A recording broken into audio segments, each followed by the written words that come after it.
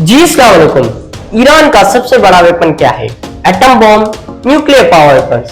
जी नहीं, ईरान का सबसे बड़ा वेपन है the strait of Hormuz. Gulf of Persia और गल्फ ऑफ ओमान को कनेक्ट करने वाला ये एक ऐसा सी रूट है जहां से दुनिया का 20% ऑयल कंजप्शन सप्लाई होता है। The decks of American warships, carrier strike groups slicing through the waters of West Asia. और देखने में तो ये एक छोटा सा रास्ता है, लेकिन इसी छोटे से रास्ते ने पूरी दुनिया को परेशान कर दिया है। इस रास्ते में वो कंट्रीज आती हैं जहां में सबसे ज्यादा ऑयल पाया जाता है। तो कंट्रीज हैं वो इसी रास्ते से अपना oil all over the world supply करती हैं। इन कंट्रीज में जो बड़े नाम हैं वो है Kuwait, Qatar, Bahrain, UAE and even Saudi Arabia and Iraq. हर दिन इसी रास्ते से 2 करोड़ से भी ज्यादा बिलियंस ऑफ द बैरल्स जो हैं वो सप्लाई होते हैं और इन्हीं ऑयल से दुनिया की पूरी इकोनॉमी चलती है। और इससे पता चलता है कि ये सी रूट, ये जो एक छोटा सा रास्ता है 40 किलोमीटर्स का, ये कितना इंपॉर्टेंट है पूरी दुनिया के लिए। और इसी रास्ते से गुजरते ही हमारा ऑयल जो है वो सप्लाई होता है ऑल ओवर द वर्ल्ड में। और इस रास्ते पर कंट्रोल है ईरान के सुप्रीम लीडर का।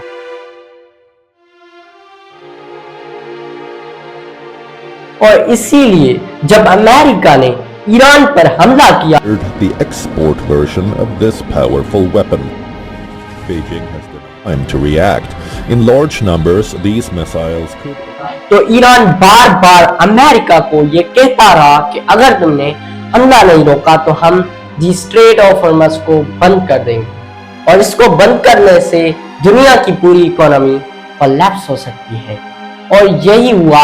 अमेरिका अपनी पूरी ताकत के साथ इस्राइल के साथ मिलकर ईरान पर हमला करता है। Strike Group. Bureau Report. WION. और ईरान के one of the most famous personality, second supreme leader of Iran, Ali खामनाई मारे जाते हैं। और ईरान ने भी जवाब में इस्राइल के कई सिटीज पर हमला किया। Ships with very little time to react. In America के 27 बेसेस को तबाह कर दिया और उसके बाद American fighter jet UFS-15 thunder को भी मिट्टी में मिला दिया। और उसके बाद जब ईरान के सुप्रीम लीडर नहीं रहे तो ईरान ने अपना सबसे पावरफुल वेपन यूज किया और वो वेपन था दी स्ट्रेट ऑफ हॉर्मज। उसको ब्लॉक कर दिया। And I will not allow a terrorist regime to hold the world hostage and attempt to stop the globe's oil supply. और ईरान ने यह ऐलान किया कि अगर किसी भी शिप ने यहां से गुजरने की कोशिश की तो हम उस पर हमला कर देंगे।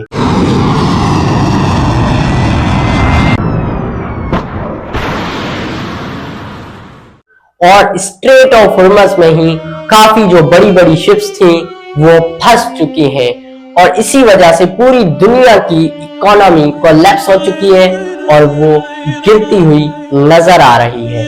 इसी शिप्स में मिलियंस ऑफ बैरल्स ऑयल पड़े हुए हैं जो कि अपनी डेस्टिनेशन पर नहीं पहुंचे, स्ट्रेट ऑफ हॉर्मज में ही फंस चुके हैं। और जिस कश्ती ने भी यहां से गुजरने की कोशिश की, ईरान ने उस पर हमला किया है।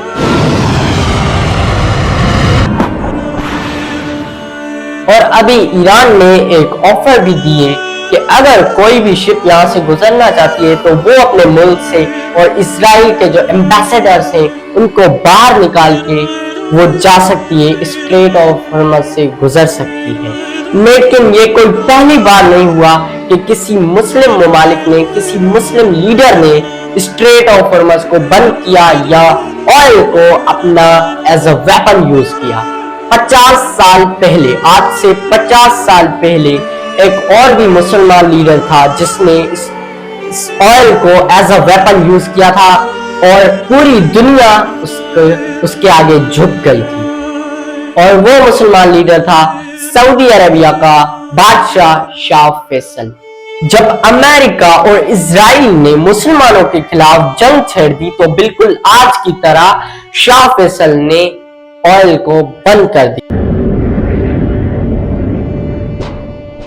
और पूरी दुनिया को अपने आगे झुका दिया था। ये आज की बात नहीं है कि अमेरिका ईरान और उसके मुसलमान लीडर्स का दुश्मन बना हुआ है, बल्कि ये आज से 50 साल पहले की बात है जब अमेरिका ने ईरान के पहले supreme leader Ayatollah Ruhollah Khomeini को मरवा दिया था इराक के लीडर से, और वो इराक का लीडर था सद्दाम हुसैन।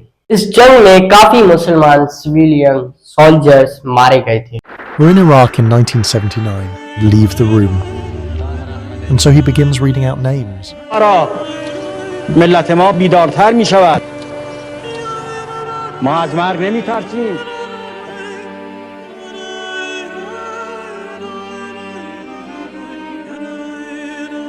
और फिर अभी second supreme leader of Iran Ayatollah खामनाई को मार दिया गया अमेरिका के हमले से, और फिर जब तीसरा supreme leader Ayatollah Mojtaba Khamenei आए हैं तो उनसे भी अमेरिका इतना खुश नहीं है। Situation persists and in accordance with broader strategic considerations.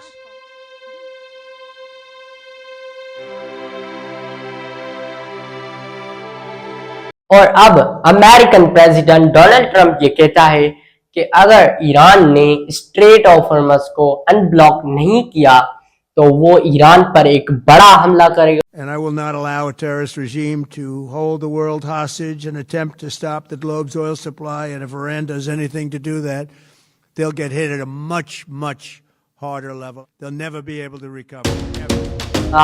और ये जो स्ट्रेट ऑफ हॉर्मज़ की वजह से जो इकोनॉमी कोलैप्स हुई है वो इस स्ट्रेट ऑफ हॉर्मज़ को खोलेगा और इस इकोनॉमी को बैलेंस करेगा। फिर ये एक तोहफा होगा डोनाल्ड ट्रंप की तरफ से पूरी दुनिया को।